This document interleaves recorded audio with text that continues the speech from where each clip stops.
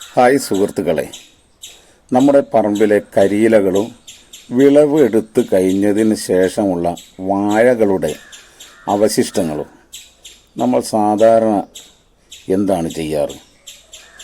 ഒന്നുകിൽ കത്തിച്ച് കളയും, അല്ലെങ്കിൽ എവിടെയെങ്കിലും കൂട്ടിയിടും. എന്നാൽ ഞങ്ങൾ ഇത് മാറ്റിയെടുക്കുന്നത് നല്ല കരിയില കമ്പോസ്റ്റായിട്ടാണ്. ഈ കാണുന്ന ടാങ്കിലാണ് ഇത് ശേഖരിക്കുന്നത്. കരിയില ദ്രവിച്ച് കമ്പോസ്റ്റായി മാറാൻ കുറേ സമയമെടുക്കുമല്ലോ. അതിനൊരു എളുപ്പ വഴിയാണ് നമ്മൾ ഇവിടെ നോക്കുന്നത്. വിത്ത് ഉൽപാദന കേന്ദ്രത്തിൽ നിന്ന് കാലാവധി കഴിഞ്ഞ കൂൺ വിത്തുകൾ ഞങ്ങൾ കുറഞ്ഞ വിലയ്ക്ക് ശേഖരിക്കാറുണ്ട്. ആ കൂൺ വിത്തുകളാണ് കരിയിലകൾക്കിടയിലേക്ക് ഇട്ടുകൊടുക്കുന്നത്. വിത്തിട്ടതിന് ശേഷം കമ്പോസ്റ്റിൽ ഈർപ്പം നിലനിർത്താൻ അല്പം വെള്ളം തളിച്ചു കൊടുക്കണം.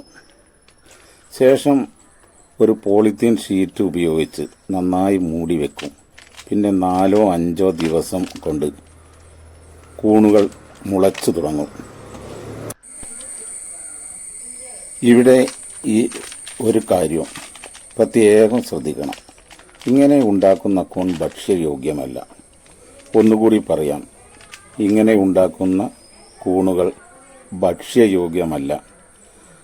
കരിയിലയും ജൈവമാലിന്യങ്ങളെയും വളരെ പെട്ടെന്ന് ദ്രവിച്ച് കമ്പോസ്റ്റാക്കി മാറ്റാൻ മാത്രമാണ് ഈ കൂൺവിത്ത് ഉപയോഗിക്കുന്നത്. കരിയിലകൾ ഇങ്ങനെ പെട്ടെന്ന് കമ്പോസ്റ്റാക്കി മാറ്റാൻ മറ്റേതെങ്കിലും എളുപ്പമാർഗങ്ങൾ ഉണ്ടോ? നിങ്ങളുടെ അറിവിൽ അങ്ങനെ ഉണ്ടെങ്കിൽ ഒന്ന് താഴെ കമൻറ്റ് ചെയ്യാൻ മറക്കരുത്. കൂൺവിത്തുകൾ കരിയിലയ്ക്ക് മുകളിൽ എല്ലായിടത്തും എത്തിയെന്ന് ഉറപ്പ് വരുത്തിയതിന് ശേഷം കുറച്ച് വെള്ളം അതിൻ്റെ മുകളിലായി തളിച്ചു കൊടുക്കുക. എന്നിട്ട് ഒരു പോളിത്തീൻ ഷീറ്റിട്ട് മൂടേണ്ടതാണ്. ഇത് ഈർപ്പം നിലനിർത്താൻ വേണ്ടി മാത്രമാണ് ഇങ്ങനെ ചെയ്യുന്നത്. ഇതാ നോക്കൂ, ഈ ചാക്കിലിരിക്കുന്നത് മുഴുവൻ ഈ രീതിയിൽ ഉണ്ടാക്കിയ ഒന്നാന്തരം കരിയില കമ്പോസ്റ്റാണ്. ചെടികൾക്കൊക്കെ കൊടുക്കാൻ പറ്റിയ മികച്ച ജൈവവളമാണ് ഇത്. വീഡിയോ ഇഷ്ടപ്പെട്ടാൽ ലൈക്ക് ചെയ്യാനോ സബ് ചെയ്യാനോ മറക്കല്ലേ.